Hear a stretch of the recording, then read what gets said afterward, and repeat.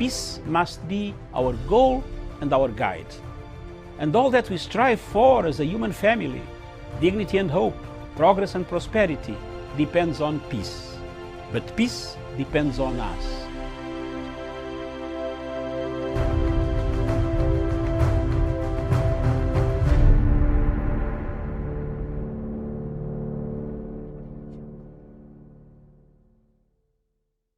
Very good afternoon to you, and thank you so much for finding time to join us today. This is Diaspora Dispatches, where we get to look at the news making headlines across the continent. My name is Miriam Ogutu, and a very good evening, good morning, or even afternoon, depending on where you're tuned in today. Thank you so much, and we have a lot to talk about today here, with a lot happening across the world, and especially also here in Africa. So we start with Tanzania, and Human Rights Watch says the authorities in Tanzania have stepped up repression of opposition parties and non-governmental organizations ahead of next year's election. Human Rights Watch has also criticized new media restrictions which prevent media outlets from covering politically sensitive topics, including the coronavirus pandemic. Since mid-June, at least 17 opposition party members and critics of the government have been arrested, according to Human Rights Watch. It says it is no coincidence that the Tanzanian government has increased its repression so close to October's elections. And then we go to Nigeria, and Nigeria's House of Representatives Speaker Femi Gbajabiamila is going to Ghana for a meeting with his Ghanaian counterpart following the recent diplomatic tension. Mr. Gbajabiamila told Nigerian media that the main topic of discussion will be issues affecting Nigerians in Ghana. The information ministers for both countries have spoken about the matter, with Nigeria's Lai Mohammed accusing Ghana of deporting Nigerians and closing shops owned by Nigerian citizens. In his response, Ghana's Information Minister Kojo Nkrumah said the Nigerians who were deported were involved in criminal activities and that all foreign shop owners whose documentation were not in order had their premises closed. We move over to Zambia, and the leader of Zambia's main opposition party, Hakainde Hichilema, has alleged the government is plotting to kill him. Mr. Hichilema is facing accusations of using his position as a consultant during the country's privatization of state-owned entities to enrich himself. The accusations are spearheaded by former Finance Minister Edith Nawakwi, who leads another opposition party. Mr. Hichilema denies any wrongdoing. He is accusing the ruling Patriotic Front Party of getting desperate ahead of next year's general elections. In 2017, Mr. Hichilema was imprisoned after he was charged with treason alongside 5 others for allegedly blocking a presidential motorcade in western Zambia. The charges were, however, dropped, and Mr. Hichilema was released in a deal that was negotiated by officials from the Commonwealth. And then we cross over to Zimbabwe, and the Zimbabwean government has announced that schools will be reopened in 2 weeks for students who will sit for examinations later this year. Those preparing to sit for Cambridge examinations will resume on 14 September. Students preparing for Zimbabwean School Examination Council exams scheduled for 1st December will return to school on 28th of September. The cabinet made the decision after consultations with education and health officials. Information Minister Monica Mutsvangwa said the 2 weeks were enough for measures to be put in place to prevent the spread of coronavirus. And then we go to Mali, and the latest from that country is that Mali's ousted President Ibrahim Boubacar Keïta has been admitted to a hospital in the capital, Bamako, the Associated Press has reported. It quoted to anonymous sources at a clinic where the former leader is reportedly being treated. The 75-year-old politician was detained for 10 days by the military junta before he announced his resignation and was later freed to stay at his home. During mediation talks, he was quoted as saying that he was not interested in the presidency. The opposition had been calling for his resignation for months, blaming him for economic decline, corruption, and a failure to contain the jihadist insurgency. And then we cross over to Tunisia, where Tunisia's parliament has approved the new government formed by Prime Minister-designate Hichem Mechichi. Mr. Mechichi appointed technocrats in the government as opposed to members of the political parties, as has been the case in the past. Political parties had initially expressed mixed reactions to the selection of the technocrats, and the parliamentarians voted 134 and 64 against forming the government, according to Reuters news agencies. All right. Yes, Ogebe, thank you. Thank you for your kind words there. Now we go to Malawi, and Malawi's new president, Lazarus Chakwera, has reappointed the country's army commander, sacked by his predecessor after troops protesters contesting elections marred by fraud. Mr. Chakwera said the appointment of General Vincent Nundwe as the commander of Malawi Defense Force took effect immediately.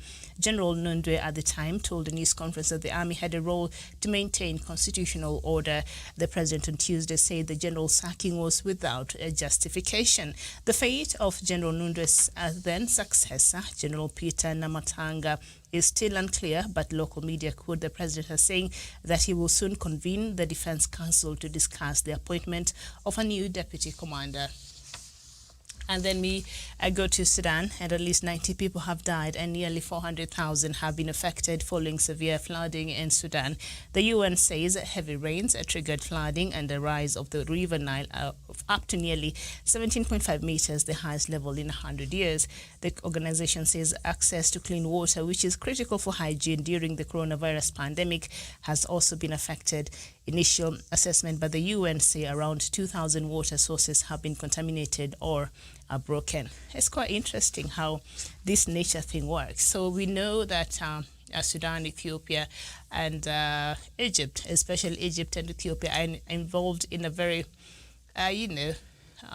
dispute, a very acrimonious dispute there. I don't know if it is, because they refused to come to a consensus on how, to use River Nile, all right, because Ethiopia built its Grand Renaissance Dam there to help with the country's hydroelectric power, and Egypt relies on the Nile to provide for its only source of water. They're the main source of water for Egypt. So now, on the other side in Sudan, the Nile is filled to overflow, and it's now affecting people here, and yet the other two countries are fighting for these waters, as if they could even control nature there. Why can't they harness these waters that now, are causing some havoc there through flooding in Sudan? It's quite interesting. So really, quite interesting. And we go to the DR Congo, where the Congolese Nobel Peace Prize winner Dr. Denis Mukwege is calling on the European Union to implement a system that would allow people to raise the alarm to prevent atrocities. Mukwege spoke to EU lawmakers on Monday via video link. Mukwege is renowned for its work treating survivors of sexual violence. He was faced with death threats in the recent past, and the United Nations Human Rights Chief Michelle Bachelet called for a quick investigations into the death threats against Mukwege last week. The DRC's eastern region has been a separatist conflict involving armed groups and government forces for the past year, and in November the International Criminal Court passed its highest ever sentence when it sent a Congolese warlord known as the Terminator to prison for 30 years for crimes including murder, rape, and sexual slavery. And then we head over to Libya, and the European Union's High Representative Joseph Borrell held talks in Libya with the warring sides in a bid to find a solution to end the conflict. Fayez Sarraj, the head of the GNA, announced a ceasefire on the 21st of August and called for demilitarization the key city of Sirte and the nearby area of Jufra, which would mean the withdrawal of forces of military commander Khalifa Haftar. Previous efforts to secure lasting ceasefires have stalled. Two sides also agreed on the need of an effective international support to the political solution to Libya's conflict, a statement from the European Union's High Representative said. And then we go back to Sudan, where the armed Sudanese opposition group, the SPLM North, led by Abdulaziz Al-Hilu, has reaffirmed its objection to the signing of the Sudanese peace agreement. The group, comprising of the Sudan Liberation Movement headed by Abdul Wahid Al-Nur, declined to assent to the peace deal on Monday after months of mediation by the Kiir administration. Only 5 armed opposition groups signed the peace agreement with Sudan's transitional government in Juba. The agreements include protocols for security, land ownership, transitional justice, power sharing, and the return of refugees. The initial peace deal also provides for the dismantling of armed forces and the integration of the former commandants. It was signed by the representatives of the Sudan Revolutionary Front and rebel group from the Western Darfur and the southern states of South Kordofan and Blue Nile. Now, Sudanese Prime Minister Abdallah Hamdok used the occasion to appeal to the SPLM North of Al-Hilu and the SLM of Al-Nur to accept the terms and join the process, arguing that Sudanese urgently needed a comprehensive peace deal.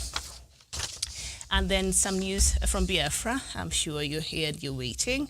Igbo are now being asked to be patient about the agitation of Biafra and focus rather on producing Nigeria's president of Igbo extraction in 2023. This is according to Prince Nice Kenechukwu Okwor. Now, this is what Prince Kenechukwu said, and I'll just quote him. I believe that those agitating for a new state of Biafra have a genuine cause, but producing a Nigerian president of Igbo extraction should be the focus now. And according to him, the struggle is real. And he continues to say, but I must plead with our people to be patient with the country. Let's see if we can achieve our purpose by producing a president of Igbo extraction. And he continues to say that the struggle, of course, is real, but continues to plead now with the people there to be patient, just to be a little bit patient, and perhaps an Igbo president will allow for a referendum. Maybe that is his reasoning there. I don't know what you make of that. Let me know. And then we finish with Cameroon, and the government of Cameroon has denounced the partiality with which the international humanitarian medical non-governmental organization Doctors Without Borders operate in the far north, northwest and southwest regions of the country, hit by terrorism and socio-political crisis respectively. In an audience granted by Modeste Tamaklo Koku, the head mission of the organization in Cameroon on Monday, the ministers of external relations and territorial administration asked the former to urge his members to be more neutral and impartial during their interventions in the 3 troubled regions of the country: far north, northwest, and southwest regions. And this is not the first time I've heard, the government there of Cameroon complaining of how, these Doctors Without Borders of Medicine Sans Frontières, I think if was to say it in French. I don't know if that is French at all, but that is what they are. And remember, Medicines Sans Frontières was formed in Nigeria during Biafra when that, when the French doctor came to Nigeria and he saw what was happening, the children from the Biafra land, and he decided to go back to France, come with a few of his friends who were doctors, so that they can come and treat the children in Biafra who were very malnutrition there. You remember the starvation policy during that time, during that war, so I would not even want to go into the details of it. So that was when, Doctors Without Borders was formed during that time. The fight, the Biafran fight, there is what really necessitated the formation of this. So now they've been very active in Cameroon. Even at one point, the government of Paul Biya had refused them to go into the Anglophone region, particularly to offer some help. Remember, a lot of hospitals there are not functioning. They've been either been burnt down, or there are no medical staff there, or they just don't even have the equipment or anything necessary for them to run, a normal health clinic or a health facility, period. So the government was even denying them that opportunity. So, and then after a while, they were opened up and they were allowed to go. And when they go there, they're basically perhaps the only, medical personnel that are able to really give their services in that area, in the Anglophone region of Cameroon. So when you come on, there are no hospitals, there are no, the government do not have their staff there, their doctors, anything in these hospitals in the Anglophone region. So essentially, the Médecins Sans Frontières doctors are the ones who are there to meet the health needs of these people. So I don't know how President Paul Biya's government expects, this organization not to share its concern, because if it goes there and it has to give an account on the real situation on the ground, President Paul Biya, I know you live in a bubble and you may not even know what is happening in some parts of your country, because half the time I'm sure you're taking a nap because of your age and you've not had a very good health lately. And so that could be a very good ground for you to just, retire. I mean, you've been a president for 38 years right now in Cameroon, right? So I think this will be a good time. All right, but that aside, that is for the people of Cameroon to decide.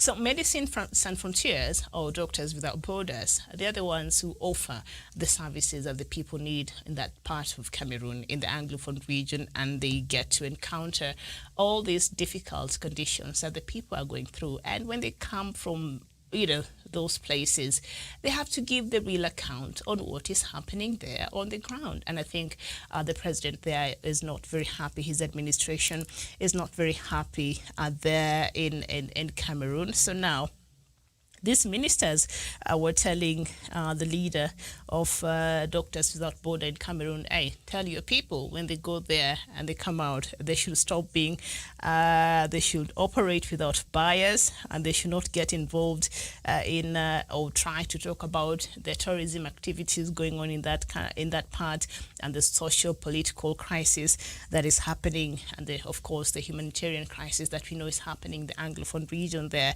in Cameroon. So the Ministers of External Relations and Territorial Administration, I think for that here in Kenya will equate to the Minister for Interior or something like that, that is concerned with the country's security and all that. So he told the head of the Médecins Sans Frontières to urge its members to be more neutral and impartial during the interventions in the 3 troubled regions. Paul Biya, if at all your government was doing enough to ensure that the people from the Anglophone region are also provided with the same opportunities in terms of accessing health facilities and all that, then you will not even need Doctors Without Border to go there to try to, in fact, they're not even complementing or supplementing what the government is already giving, because nothing much is there. So they're basically offering these services from scratch. So they have every right to come out and say, this is what is happening. We've gone to this area that they don't have hospitals. These people are suffering. They need this amount of help. That they have to. They have to say that. Otherwise, because not so many people are allowed. Not so many people are allowed to go. Not so many NGOs are allowed to access the Anglophone region in Cameroon, and that is the truth. And we've seen a lot of them. There are times where villages were being burnt there. I think we were doing that news sometimes back last year. And so the government of President Paul Biya was accusing these NGOs of aiding, the separatists, and so they denied them an opportunity to take these families who were living in the bushes, some mattresses and food and all that. You see, so things like this. So if Médecins Sans Frontières, they're the only perhaps NGO that is allowed to go there, then they have to come out and tell us tell the world what's really happening there in that part of Cameroon. So President Paul Biya, if you don't want them to speak, then do right by your people. Do right by your people, and nobody will speak about it. Okay, and so Stanley Igboansi, you're saying anyone said about Igbo president, his father or father, Igbo cannot be president. Nigerian president. Okay, Malaika, you're saying thanks for reporting. Thank you so much for watching. Augustine Okolie, you're saying, my sister, more grace to your elbows. More grace to my elbows. All right, what does that even mean? What I know it's a saying, but what does that even mean? More grease to my elbows. You guys are doing a wonderful job. All right, thank you. Please, can you translate that for me in English so that I can understand what you're saying? But Augustine Okolie, thank you so much for watching this afternoon. Ina Hassan, thank you so much from Nairobi here. You're saying, will the independence of Biafra not open a Pandora box in Africa? Many regions in Africa are clamoring for independence. Yes, indeed. And I'm sure they're just waiting to see. We're having that and that part of Nigeria. And we also have that, in they call themselves Amazonian in Cameroon. And we also have other places. Also, there was a group that was coming out in Ghana, but I think the government of Ghana just refused to allow them even space to have a build-up there. They're also clamoring for a separation. But when you look at a lot of these issues that these people are talking about, you realize there has been a systematic marginalization of these people. Their needs are not being met. They're being treated as if they're second-class citizens in their own countries. So I think if the governments of Africa would try to operate in a more fair and ensure that every member of every citizen within their territories are treated with dignity, are meted with justice, and are treated fairly, nobody will even feel a need to leave, you understand? But as it is, you find that when you look at all these places that some part of the citizens are clamoring to secede and just find their own way of having their own country and leading them their own selves and creating their own way of life, you'll find that some of the issues that are being raised are quite legitimate. And when you dig and you see how there has been marginalization, like say that, for instance, let's take the example of Cameroon there, and we see, okay, two national languages, I suppose, but the national language there is French. So there's part that is dominantly French, and there is part that is dominantly, they speak English. So now you find that about over 2 years ago, the government decided now it does not matter whether you're in French or English territory, all classes are going to take place. And the official language that will be used is French. And you're telling this to somebody like me. Maybe I know only 2 words in French from watching a movie somewhere. I don't speak French. I don't know it, right? So you expect somebody to come teach me in French, period, and I don't even understand it. And the teachers you are giving the instructions to teach in French do not even know French itself, because they have been taught and they've gone through a system that has been operating with English being the official, language there. So that brought a problem. And also he said that the courts should be operating using French. So initially, the protest started a few years ago. Was started by the teachers and I think lawyers there, and now it culminated. It woke up some very raw wounds from the Anglophones, and they said, "No, wait 1 minute. I mean, this and this and this has been happening." So they started tracing back their history and the injustice and all that has been meted against them, and so you find people saying, "You know what? We've had it. It's about time for us to just, demand for a referendum so that we can go and self-actualize." All right. So if at all some of these things could be addressed, then there will be no need for some of the clamoring that we see. But I agree with you, Ina Hassan, that will open a Pandora box because a lot of countries here in Africa, a section of their citizens always feel as though they have not been catered for very well, and so they've been having that, underlying urge to just leave and go, have their own country where they can decide how they want to be led. And South Sudan clamored for that. It was given, and perhaps it's not a very good example to use when it comes to secession. But they're still struggling because 2 years after they were given their independence, I was so happy. I remember that day I was just at home watching popcorn, eating popcorns and just watching the proceedings because, Kenya and South Sudan, Kenya, we just part and parcel of South Sudan because our leadership here from previous leaderships, even before President Uhuru Kenyatta. We mediated in the peace process and all of that in South Sudan. So we're really, really invested in that country in terms of, just seeing it be what it is. Unfortunately, it has really let us all down, not the country, but the leadership. The people of South Sudan are really wonderful people. I've grown up with a lot of them, here in Nairobi. And so we're like one people. And now these leaders that were clamoring for secession, and they decided, you know what we're going to do now is not try to build this country. What we're going to do now is just be selfish and try to, see what we can get from the country. And because of their selfishness and because of their ego, South Sudan is where it is today, because it has failed in terms of getting people who can actually be leaders in South Sudan. So it's such a sad, scenario there, but there's still hope. There's still hope. Pope went ahead and kissed their feet last year. We thought that should work some magic. Apparently that did not happen.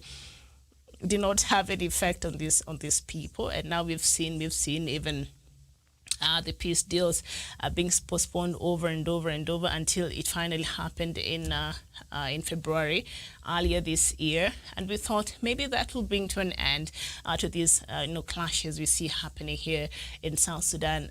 Unfortunately, they have only intensified, and the communal clashes there in South Sudan have only increased even after the signing of that peace deal. So there are a lot of things that perhaps even the rest of Africans, even the people who are watching me right now from Biafra or any other part of Cameroon, you would try to just sit and pay attention and say, you know what, perhaps should a day come where we are given an opportunity to have a referendum to choose whether we want to stay with Nigeria or leave, or whether we want to stay with Cameroon or leave, and then this perhaps may not be a very good example for us to follow. What did the leadership of South Sudan do that was so wrong that got them to where they are today, and how can anybody else, avoid the pit, falls? But as I said, South Sudan is not a done case already. We pray for them. I think they've enjoyed a lot of support, be it from the East African community, from SADC, from a lot of countries across and the EU and all that, European Union, even the US. They criticize them, but they still come in with help, all right? So we're wishing them well, and I'm just hoping that the leadership there in South Sudan will get its act together very, very quickly and save this country and its people. So the people from, across Africa that are seeking, and, the reasons there, as this person here was saying, Prince Nice Kenechukwu Okora, this is what he was saying, that the Igbo have been asked, he's asking you guys, all right? And he's saying, you should be patient about the agitation of Biafra and focus rather on producing Nigerians president of Igbo. He used a very interesting word, of Igbo extraction. Nigerians and how you use English. It's quite interesting, all right? But he's saying, if at all Nigeria could have a presidency from the Igbos, then in 2023, then this might change the trajectory. I don't know. I'm trying to imagine his thinking when he was saying this. Perhaps he thinks, should an Igbo become a president, then maybe he will allow for an opportunity for a referendum. I don't know. I'm just trying to imagine why he's saying what he's saying. And he's quoted as saying, the Prince Nice Kenechukwu Okor, he said that, I believe that those agitating for a new state of Biafra have a genuine cause. So he's saying, every issue you're raising is legitimate, and he understands and he feels that. But producing a Nigerian president of Igbo extraction should be the focus now. And according to him, he said, the struggle is real, but I must plead with our people to be patient with the country. Let's see if we can achieve our purpose by producing a president of Igbo extraction. So he's pleading there, and he's saying, a journey of 1,000 miles might mean we start all over again, forget what other groups are doing to try to get to a referendum so that you're able to vote whether you want your independence or not. Sorry, so he's saying maybe the presidency from the Igbo people will be a right step for the final realization of the independence of Biafra. So I don't know what you make of this, but hey, that is just another suggestion. I think there was also another person who said that just a couple of days ago, and you're not very pleased about that, and you're saying it's Biafra or nothing else.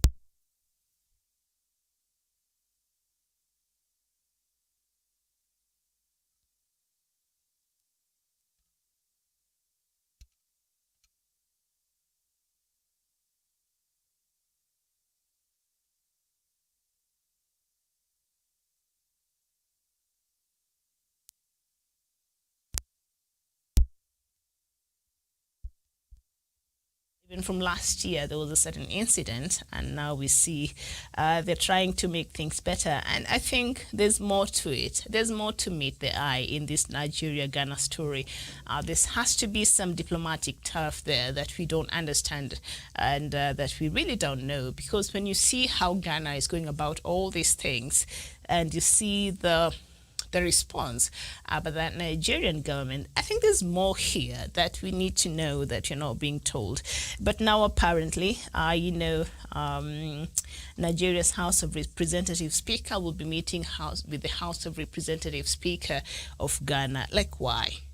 I thought in such a situation, the foreign affairs ministers are supposed to be the one meeting, and just, why are you meeting with the Speaker of Parliament to discuss about the shops in Nigeria, of Nigerians in Ghana being closed? I thought that was a foreign relations something that should involve the Foreign Affairs Ministry. Oh no? I don't know. Maybe the speakers know better. After all, they handle all these people there in Parliament, so it should be easier for them. It doesn't make any sense to me because that is what Foreign Affairs Ministry is for. All right, it has the diplomacy. It knows how to approach matters and how to, cool down some simmering tensions there, as we've seen in the light of what has been happening between Nigeria and Ghana. But now sending speakers of the National Assembly of Nigeria to go meet his counterpart in Ghana, I don't know how this is going to work. But I don't know if they have the diplomacy to work through the matters. I hope they do, because what is happening there in Ghana is not very good. And yet again, I think I keep calling on ECOWAS to really look into this matter and see what's really happening, because these two countries are both members of ECOWAS, and there are laws that govern this economic bloc that Ghana is certainly violating, and ECOWAS has been very quiet there. Yes, Ina Hassan. Yes, foreign affairs or international cooperation, not the Speaker of the National Assembly. Can you imagine, like the tussle we've been having between, because us have not been having a problem with Tanzania, but apparently President Magufuli has a huge problem with us. Last week, he banned 3 of Kenya's planes from not going to Tanzania. So, the level of aggression that has been coming from Tanzania. Anyway, I'll just leave that. But I don't imagine the Speaker of our National Assembly, Muturi, will go and meet with the Speaker of the National Assembly of Tanzania. I would imagine the person that will be sent there would be one of these people you've mentioned here. So the fact that Nigeria is sending the Speaker of the National Assembly to go sort out this diplomatic matter there, it's just, I don't know, maybe they'll do a good job. And Christina Collier saying everything about Nigeria is upside down. Okay, thank you. Okay, thank you for reminding me that. All right, very well. So we've seen there was a peace deal that was signed yesterday between the government of Sudan and those mediation process, and the peace process and the mediation was being carried out by none other than South Sudanese president himself, President Salva Kiir, who cannot really handle business for his country, but he's done a great job in trying to bring the warring factions in Sudan together. So kudos for President Salva Kiir, except I'm a strong believer that charity should always begin at home. But, if you can bring peace to your neighbor, that's very good. So maybe you could just carry some of that and bring it home, that level of, mediation and just raising a white flag. You could borrow that and come back home and try to fix the problems that your administration has been very reluctant in addressing there in South Sudan. And so yesterday they signed that wonderful peace, and I think we talked about it, the peace deal between Sudan and some armed groups there. It's like in Sudan and South Sudan. There's just so many armed groups there that are military in their outfit, but they're militant in their actions. So it's just too much going, especially in South Sudan. So, but there are two key groups that refuse to come and be part of this peace process, and now they're saying they're rubbishing everything, every effort, every mediation process that have been taking place there in Sudan. And so I don't know if this poses another threat for the government of Prime Minister Abdallah Hamdok and of course the military junta there, and will they be able to convince these other rebel groups to just join them and see how they can charter a peaceful Sudan. I think that would be very important. And sometimes these groups, I don't know who are sponsors, because there has to be somebody somewhere who's just a trigger, says no, you have to refuse, because there has been reports that have proved the continued chaos in especially South Sudan has been a welcome move by a lot of international beneficiaries who benefit in the chaos that is going on in South Sudan and some parts of Sudan as well. And so there could be the people who are even funding these groups and just discouraging them to be part of these peace processes that has been happening in South Sudan and also in Sudan. Because yesterday, I mean, we thought everything was just fantastic, and now they come out, the Sudan Liberation Movement headed by Abdul Wahid Al-Nur, and then SPLM North, led by Abdulaziz Al-Hilu. They come out and said, we object to the signing of the Sudanese peace agreement. We're not part of it. We don't want to be part of it. So what do you want exactly? Can you tell people what you want exactly for your country? Do you not want a peaceful country? What do you want? Why do you not say, this is what I want? These are the issues I would have wanted to be addressed that have not been featured there. This is perhaps, the way I would have loved things to go, but, just say what you want. And then there's always, if there's always a place where people can compromise for the bigger picture of having a peaceful and a stable country. And I think Sudan is doing relatively well, considering where they were last year. Remember when they ousted President Omar al-Bashir, and so we were just holding our breath, hoping that not another civil war is able to break out there in Sudan. So, and we thank God that nothing really major happened there, and so they're just trying to come together and rebuild their country and just charter a new way for the new Sudan. So these people, what exactly do they want? They don't want to be part of a solution. They are not giving options in terms of what they want and the terms that they're not very happy with there. So what exactly do you want? This is just, it's tedious. So, so if you're anywhere in this continent and you're enjoying some peace, please thank God for that. All right? I know for Biafrans, for Ambazonians, it's a different story totally, because of what is happening there and in other parts of Africa. But people should value peace, because peace is very, very vital. You cannot even...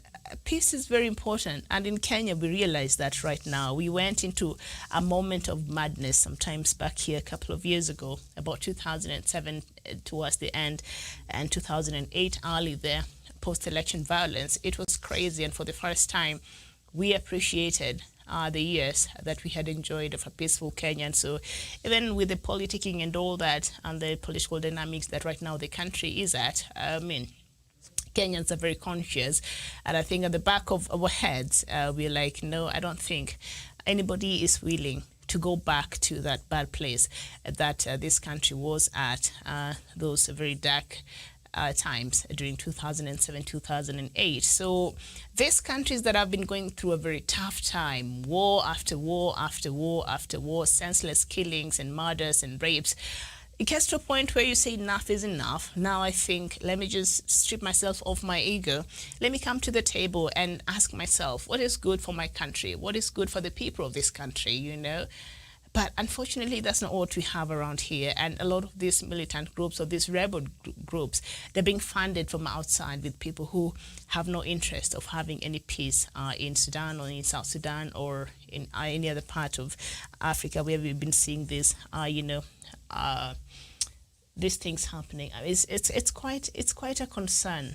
Yeah, you're saying these people thrive on chaos. They have to gain a lot by fighting than living in peace. And Ogebe, you're saying the speaker is going for the legislature, work not for Ministry of Foreign Affairs. Oh, he is. All right, thank you. All right, very well. Thank you so much for your time. Can we meet here tomorrow again? Tomorrow is Thursday, right? The week has gone on very, very fast. And just a quick recap there. The new Malawi president, Lazarus Chakwera, has reappointed the country's army commander, sacked by his predecessor after troops protecting protesters contesting elections marred by fraud. I think Chakwera is just another president that was just a letdown. I think even the continent to some degree gave him some level of support after he successfully challenged the win of former President Peter Mutharika. He was elected. Then a week later, look at the people he put in his cabinet. How do you even do that? All right, I will not even go into that. So Chakwera, you still have a lot to do, sir. So I hope that you do right by the people of Malawi. I'll see you here again tomorrow, God willing. All right, thank you so much for your time. My name is Miriam Bugutsu. A very good afternoon to you, and bye-bye for now.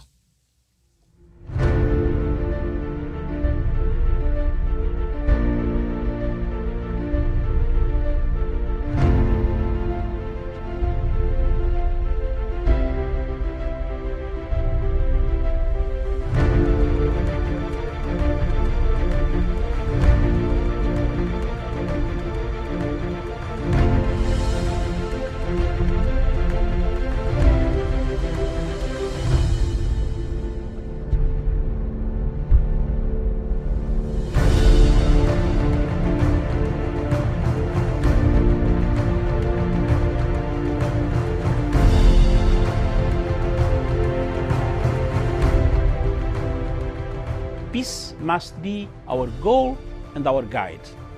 And all that we strive for as a human family, dignity and hope, progress and prosperity, depends on peace. But peace depends on us.